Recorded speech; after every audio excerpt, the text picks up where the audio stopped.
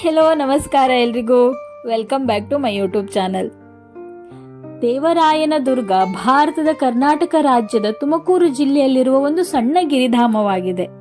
ಇದು ನಗರ ಜೀವನದ ಜಂಜಾಟದಿಂದ ಶಾಂತಿಯುತವಾಗಿ ಹೊರಬರಲು ಬಯಸುವವರಿಗೆ ಇದು ಜನಪ್ರಿಯ ತಾಣವಾಗಿದೆ. ಗಿರಿಧಾಮವು ತನ್ನ ಪ್ರಾಕೃತಿಕ ಸೌಂದರ್ಯ, ಐತಿಹಾಸಿಕ ದೇವಾಲಯಗಳು ಮತ್ತು ಟ್ರೆಕ್ಕಿಂಗ್ ಹಾದಿಗಳಿಗೆ ಹೆಸರುವಾಸಿಯಾಗಿದೆ. ಬೆಂಗಳೂರಿನಿಂದ ಸುಮಾರು 70 ಕಿಲೋಮೀಟರ್ ಮತ್ತು ತುಮಕೂರು ನಗರದಿಂದ ಸುಮಾರು 15 ಕಿಲೋಮೀಟರ್ ದೂರದಲ್ಲಿದ್ದು ಉತ್ತಮ ಸಂಪರ್ಕ ಹೊಂದಿರುವಂತಹ ರಸ್ತೆಯನ್ನು ಹೊಂದಿದೆ. ಪೌರಾಣಿಕ ಪ್ರಾಮುಖ್ಯತೆಯಿಂದ ಕೂಡಿರುವ ಈ ತಾಣ ಬ್ರಹ್ಮಾಂಡದ ಸೃಷ್ಟಿಕರ್ತನಾದ ಬ್ರಹ್ಮನು ಸಾವಿರಾರು ವರ್ಷಗಳಿಂದ ವಿಷ್ಣುವಿನ ಹೆಸರಿನಲ್ಲಿ ಹಲವು ವರ್ಷಗಳ ಕಾಲ ತಪಸ್ಸು ಮಾಡಿದ್ದಾನೆಂದು ಹೇಳಲಾಗುತ್ತೆ. ಅವನ ತಪಸ್ಸಿನಿಂದ ಪ್ರಭಾವಿತನಾದ ವಿಷ್ಣು ಇಲ್ಲಿ ನರಸಿಂಹನಾಗಿ ಅವತರಿಸಿದನು. ವಿವಿಧ ಪೌರಾಣಿಕ ಪುಸ್ತಕಗಳು ಈ ಸ್ಥಳವನ್ನು ಅತ್ಯಂತ ಪವಿತ್ರ ಸ್ಥಳವೆಂದು ವಿವರಿಸುತ್ತವೆ. ಯಾಕಂದ್ರೆ ಇಲ್ಲೊಂದು ಪವಿತ್ರ ನೀರಿನ ಕೊಳವಿದ್ದು ಅದು ಯೋಗ ನರಸಿಂಹನ ವಿಗ್ರಹದ ಮೂಲಕ ಹರಿಯುತ್ತದೆ ಎಂದು ನಂಬಲಾಗಿದೆ. ಇದನ್ನು ಇಂದಿಗೂ ದೇವಾಲಯದ ಆವರಣದ ಪ್ರವೇಶ ದ್ವಾರವನ್ನು ಪ್ರವೇಶಿಸಿದಾಗ ನೋಡಬಹುದು.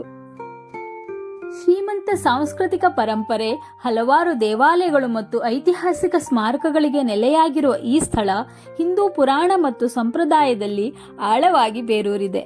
ಪಟ್ಟಣವು ಹಲವಾರು ಹಬ್ಬಗಳನ್ನು ಆಚರಿಸುತ್ತವೆ. ಭೋಗದಲ್ಲಿ ಆಚರಿಸಲಾಗುವ ವಾರ್ಷಿಕ ಹಬ್ಬದ ಬ್ರಹ್ಮೋತ್ಸವ. ಈ ಹಬ್ಬದ ಸಂದರ್ಭದಲ್ಲಿ ದೇವಾಲಯವನ್ನು ದೀಪಗಳಿಂದ ಅಲಂಕರಿಸಿ ಸಾಂಸ್ಕೃತಿಕ ಕಾರ್ಯಕ್ರಮಗಳು ನಡೆಯುತ್ತವೆ. ನೃತ್ಯ, ಸಂಗೀತ ಮತ್ತು ನಾಟಕ ಪ್ರದರ್ಶನಗಳನ್ನೊಳಗೊಂಡಂತೆ ಹಲವಾರು ಕಾರ್ಯಕ್ರಮಗಳನ್ನು ಆಯೋಜಿಸಲಾಗುತ್ತೆ. ಭೋಗ ನರಸಿಂಹ ದೇವಸ್ಥಾನವು ದೇವರಾಯನ ದುರ್ಗದ ಬೆಟ್ಟದ ಬುಡದಲ್ಲಿದೆ. ಈ ದೇವಸ್ಥಾನವು ವಿವಿಧ ರಾಜವಂಶಗಳ ಅನೇಕ ರಾಜರ ಪ್ರೋತ್ಸಾಹವನ್ನು ಪಡೆದುಕೊಂಡಿದೆ.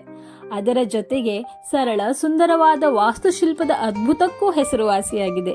ದೇವಸ್ಥಾನದ ಸುತ್ತಲೂ ಹಲವಾರು ಕಂಬಗಳಿದ್ದು ಅವುಗಳ ಮೇಲೆ ದೇವಸ್ಥಾನದ ಇತಿಹಾಸ ಮತ್ತು ವಿವಿಧ ಆಡಳಿತಗಾರರ ಬಗ್ಗೆ ಶಾಸನವನ್ನು ಕೆತ್ತಲಾಗಿದೆ. ಈ ಜಿಲ್ಲೆಯಲ್ಲಿ ಹಸಿರಿನ ನಡುವೆ ಪವಾಡಗೇರಿ ಹತ್ತಿರ ಪವಿತ್ರವಾದ ಜಯಮಂಗಲ ನದಿಯು ತನ್ನ ಮೊದಲ ಹೆಜ್ಜೆಯನ್ನು ಇಡುತ್ತೆ. ಶಾಂತಿಯ ದಡಗಳಲ್ಲಿ ಹರಿದು ಹೋಗುವ ಈ ನದಿ ತುಮಕೂರು ಜಿಲ್ಲೆಯ ಪವಾಡಗೇರಿಯ ಬಳಿಯಲ್ಲಿ ಹುಟ್ಟುವ ಒಂದು ಪೆನ್ನಾರ್ ನದಿಯ ಉಪನದಿಯಾಗಿದೆ.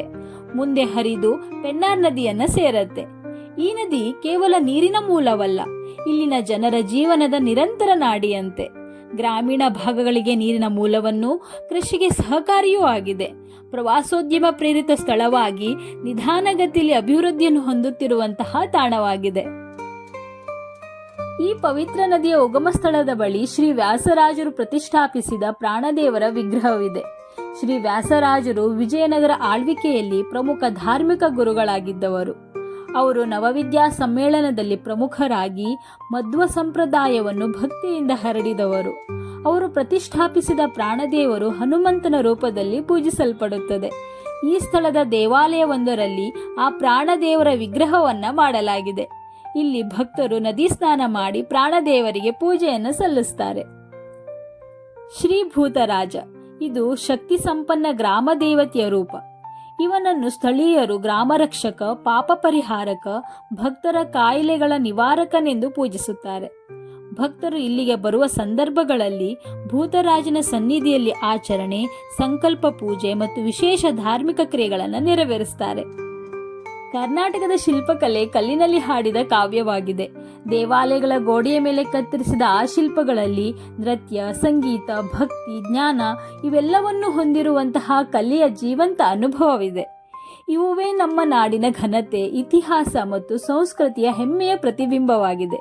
ಕರ್ನಾಟಕದ ಶಿಲ್ಪಕಲೆ ಪ್ರವಾಸಿಗನಿಗೆ ಕೇವಲ ದೃಶ್ಯ ಸುಖವನ್ನಲ್ಲ, ಅದು ಮನಸ್ಸನ್ನು ಸ್ಪರ್ಶಿಸುವ, ಇತಿಹಾಸವನ್ನು ನಿರೂಪಿಸುವ, ನಾಡು ನುಡಿಯ ಶ್ರೇಷ್ಠತೆಯನ್ನು ಅನುಭವಿಸುವ ಕಲಾಯಾತ್ರೆಯಾಗಿದೆ. ಇಂತಹ ಒಂದು ಸುಂದರ ತಾಣಕ್ಕೆ ನೀವು ಭೇಟಿ ಮಾಡಿ. ಆದರೆ ಬಂದಾಗ ಅಲ್ಲಿನ ಪ್ರದೇಶಗಳನ್ನು ಸ್ವಚ್ಛವಾಗಿಟ್ಟುಕೊಳ್ಳುವುದು ನಮ್ಮ ಕರ್ತವ್ಯ ಅಲ್ವಾ? ಹಾಗಾಗಿ ಅದನ್ನು ಮಾತ್ರ ಮರಿಬೇಡಿ. ಧನ್ಯವಾದಗಳು.